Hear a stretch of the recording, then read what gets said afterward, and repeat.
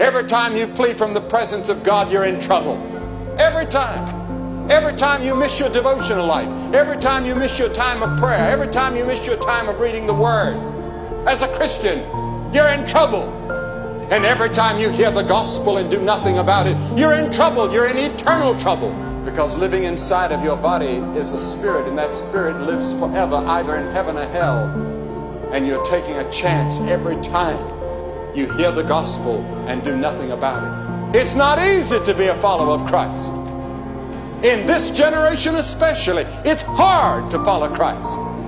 Identify yourself with Christ at the school, at the factory, on the farm, and with your friends and neighbors. Let them all know where you stand, that you stand for Christ and for righteousness and for honesty and for goodness and for morality and for justice. And that's not easy in our generation.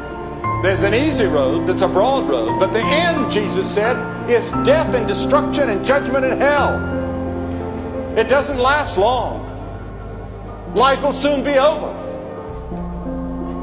And how many of you are going to wish that you had taken that narrow road? First, sin is fun, then it's boring, and then it makes you insensitive.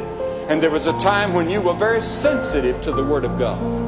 It pricked your conscience. It brought tears to your eyes. It made you uncomfortable. And now you turn away without any feeling at all. You're sleeping the sleep. You've been sedated by sin. No matter what your sin, no matter how deep in sin you've been, God is in the forgiving business because of what Christ did on the cross. I'm not going to heaven because I'm good. I'm not going to heaven because I've preached to thousands of people.